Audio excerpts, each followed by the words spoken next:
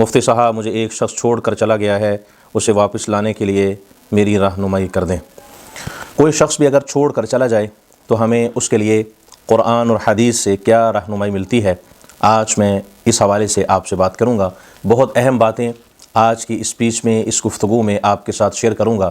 اگر آپ میری اسپیچ کو، اس کلپ کو، ویڈیو کو آخر تک دیکھتے ہیں، میں آپ کو اس بات کی یقین دہانی کرواتا ہوں، اللہ تعالیٰ کے فضل و کرم سے آپ اپنے مقصد میں کامیاب ہوں گے۔ جو شخص آپ سے دور ہوا ہے وہ آپ کے قریب ہوگا اور جانے والا شخص واپس لوٹ آئے گا۔ آئیے ہم چلتے ہیں اپنی گفتگو کی طرف۔ سب سے پہلے آپ ہمارے چینل کو سبسکرائب کیجئے تاکہ مزید ویڈیوز، روحانی وظائف، آپ کے مسائل کا حل آپ تک پہنچتا رہے۔ شرکیہ حرکات، تعویذ گنڈوں سے اور غیر شرعی طریقوں سے اپنے آپ کو بچا کر قرآن اور حدیث کی روشنی سے آپ اپنے مسائل کا حل پائیں۔ کمنٹ میں ایک بار اللہ لکھیں، اللہ کی مدد ہمارے اس کام میں شامل ہو جائے اور ہمارا کام آسان ہو جائے۔ الحمدللہ وکفی وسلام علی عبادہ الذین اصطفی، اما بعد۔ ایک بات یاد رکھیں، محبت کسی سے بھی آپ زبردستی نہیں لے سکتے۔ کسی کی محبت لینی ہو تو آپ اپنے اخلاق سے لے سکتے ہیں۔ اخلاق حسنہ ایک ایسا عمل ہے، ایک ایسا وظیفہ ہے، ایک ایسا انسان کے پاس ہتھیار ہے کہ اس ہتھیار سے آپ کسی شخص کو بھی اپنے قریب لا سکتے ہیں۔ یہ مسئلہ اس وقت عموماً ہمارے اندر چل رہا ہے، ہمارے درمیان یہ ایک عموماً یہ سچویشن چل رہی ہے۔ یہ مسئلہ ہر دوسرا شخص شیئر کرتا ہے۔ بہت سارے لوگوں کے میسیجز اکثر آتے رہتے ہیں، اس میں یہ بات بتلاتے ہیں، مفتی صاحب ہم کسی سے محبت کرتے ہیں مگر وہ شخص ہماری طرف دھیان نہیں دیتا، توجہ نہیں کرتا، اور یا پھر یہ کویسچن آتا ہے، یہ مسئلہ سامنے رکھا جاتا ہے کہ فلاں شخص آپ سے محبت کرتا تھا مگر وہ اچانک چھوڑ کر گیا ہے، اس کو واپس لانے کے لیے ہمیں اب کیا کرنا چاہیے؟ دن رات ہم ٹینشن کا شکار ہیں، ڈپریشن کا شکار ہو چکے ہیں، رات کو نیند نہیں آتی، مسلسل ہم پریشانی کا شکار ہیں۔ اب ہمیں کیا کرنا چاہیے؟ آپ ہماری رہنمائی کر دیں۔ تو آج میں آپ کی رہنمائی اس انداز سے کروں گا کہ قرآن اور حدیث نے ہمیں کیا تعلیمات دی ہیں اور اسلام ہمیں کیا سکھاتا ہے، شریعت میں اس کا کیا حکم ہے، تاکہ آپ اس مسئلے کو خود بخود ہی حل کرنے میں کامیاب ہوں اور اس میں کوئی غلط قدم بھی آپ نہ اٹھائیں، اس میں کچھ شرکیہ آپ کی اس فعل میں کچھ شرکیہ آمیزش بھی نہ ہو۔ آپ وہ عمل کریں جس کے کرنے سے آپ کو نقصان بھی نہ ہو، ناجائز بھی نہ ہو، اور وہ صحیح رہنمائی، صحیح ڈائریکشن آپ کو مل جائے۔ یہاں پر ایک بات بڑی اہم میں آپ سے عرض کرتا چلوں، آپ اس بات کو سب سے پہلے سمجھ لیں۔ وہ بات یہ ہے، ہم کسی شخص کے دل میں بھی اگر محبت ڈالنا چاہتے ہیں، ہم جتنی مرضی کوشش کر لیں، اگر ہم کوشش کرتے ہیں مسلسل مگر محبت ڈالنا یہ انسان کی فطرت میں شامل نہیں ہے، یعنی انسان کسی کے دل میں خود بخود محبت نہیں ڈال سکتا جب تک اللہ تعالیٰ اس کے دل میں آپ کی محبت نہیں ڈالیں۔ تو یہاں پر ہمیں اس بات کو سمجھنے کی ضرورت ہے، ہمارا تعلق اللہ تعالیٰ سے مضبوط ہونا یہ ضروری ہے۔ جب اللہ تعالیٰ سے ہمارا تعلق مضبوط ہو جائے گا تو پھر اللہ تعالیٰ ہماری محبت دوسرے لوگوں کے دلوں میں ڈال دیں گے۔ ایک بڑا آسان سا ایک فارمولہ ہے، بڑی آسان سی ایک سمپل سی مثال ہے۔ تو ہم کوشش یہ کریں، ہم اللہ تعالیٰ کو راضی کریں، اللہ تعالیٰ کو منائیں اور اللہ کی طرف رجوع کریں۔ ہمارے اعمال، ہمارے کردار میں، ہمارے کریکٹر میں یہ چیزیں ہونی چاہیے کہ ہماری ساری چیزیں وہ ہوں جن چیزوں سے، جن کاموں سے اللہ سبحانہ و تعالیٰ راضی ہوتے ہیں، خوش ہوتے ہیں۔ اور دوسری چیز جو ہمیں احادیث کی روشنی سے رہنمائی ملتی ہے، میں آپ سے ایک وظیفہ بھی بڑا شاندار، بڑا مجرب وظیفہ وہ بھی شیئر کرنے جا رہا ہوں، مگر جو بنیادی اصول ہیں وہ میں سب سے پہلے آپ کے ساتھ شیئر کرتا چلوں۔ یہاں پر دوسری چیز ہمیں جو اپنانے کی ضرورت ہے، فالو کرنے کی ضرورت ہے، وہ ہے ہم اخلاق حسنہ سے پیش آئیں۔ ہمارا اخلاق ایسا ہونا چاہیے، ہماری زبان میں مٹھاس اتنی ہونی چاہیے کہ سامنے والا شخص ہماری زبان سے نکلی ہوئی بات اس کے دل پر اثر کرے اور وہ شخص ہماری طرف متوجہ ہو۔ یوں نہیں کہ ہماری زبان سے نکلی ہوئی بات اس کے دل پر تیر کی طرح لگے اور وہ بندہ ہم سے نفرت کرے۔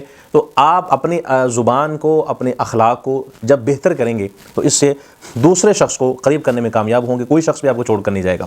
اخلاق حسنہ کس چیز کو کہا جاتا ہے؟ اگر آپ دیکھیں پیارے آقا صلی اللہ علیہ وسلم نے یہاں پر ارشاد فرمایا، سب سے بہترین انسان ہے ہی وہ جس کا اخلاق اچھا ہے، جس کی زبان اچھی ہے۔ آپ علیہ السلام کی زبان مبارک ایسی تھی، آپ کا اخلاق ایسا تھا کہ اگر کوئی دشمن بھی آتا، کافر بھی آتا تھا آ کر ملتا تو آپ علیہ السلام کی زبان مبارک سے چند کلمات سن لیتا تھا تو آپ کا وہ غلام بن جاتا تھا۔ پہلے وہ انکار کرتا تھا، پہلے وہ کافر ہوتا تھا، پہلے آنے والا شخص دشمن ہوتا تھا، مگر جب آپ علیہ الصلوۃ والسلام کی گفتگو سنتا، اخلاق کو دیکھتا، کردار کو دیکھتا، تو دشمن دوست بن جاتا تھا، مخالف ہوتا تھا تو موافق ہو جاتا تھا، رہزن ہوتا تھا رہنما ہو جاتا تھا، لٹیرا آتا تھا محافظ بن جاتا تھا، مجاور آتا تھا مجاہد بن جاتا تھا، حلوائی آتا تھا تو شدائی بن جاتا تھا، آگ پرست اگر آتا خدا پرست بن جاتا، اگر کوئی بد تہذیب آتا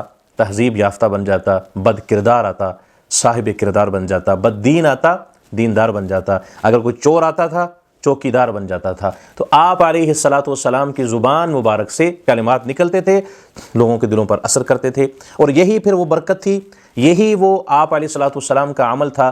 جب آپ نے اعلان نبوت فرمایا اس وقت کوئی بھی ساتھ نہیں تھا، مگر جب آپ کا وصال ہوا، دنیا سے پردہ فرمایا، 1,24,000 کم و بیش صحابہ کرام کی جماعت آپ کے قدموں میں موجود تھی۔ یہ سارا کا سارا آپ کا اخلاق تھا، آپ کی زبان تھی۔ تو میں اس کی تفصیل میں نہیں جانا چاہتا، یہاں بات سمجھانا مقصود ہے، تو ہمیں اس بات کی یہاں سمجھ آنی چاہیے کہ ہم کسی شخص کو واپس لانا چاہتے ہیں یا یہ چاہتے ہیں کوئی بندہ ہم سے دور نہ جائے، تو ہم اپنی زبان کو اخلاق کو اچھا کریں۔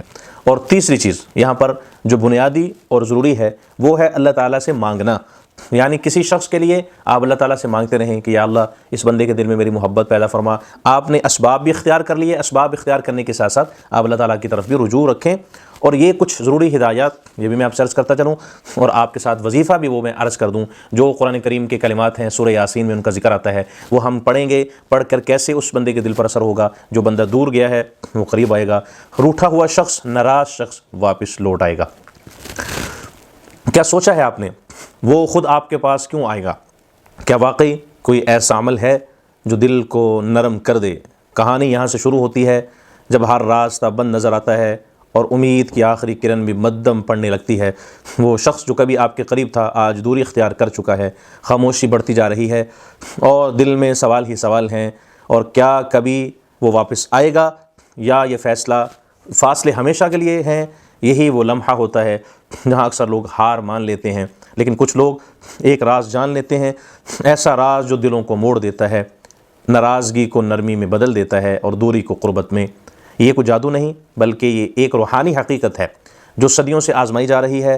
بس شرط ایک ہے، نیت صاف ہو، دل میں سچائی ہو، دل اور یقین کامل ہو، پھر دیکھیں کیسے حالات بدلتے ہیں، کیسے وہ شخص خود بخود قدم بڑھاتا ہے اور ایک دن آپ کے دروازے پر دستک دیتا ہے۔ یہ عمل آپ حضرات اگر کرنا چاہتے ہیں تو آپ اس کو فجر کی نماز سے پہلے، سنتوں کے بعد اور نماز سے پہلے اس کی ایک تسبیح 100 بار اس کو پڑھیں گے۔ سورہ یاسین کی آیت مبارکہ ہے سلام قولا من رب الرحیم، اس کو آپ پڑھیں، سلام قولا من رب الرحیم پڑھیں گے۔ اس شخص کا تصور رکھ کر انشاءاللہ میں آپ کو اس بات کی یقین دہانی کرواتا ہوں، اس کے دل میں آپ کی نرمی پیدا ہوتی چلی جائے گی، روٹھا ہوا شخص، ناراض شخص واپس لوٹ آئے گا اور آپ کے دروازے پر آ کر دستک دے گا۔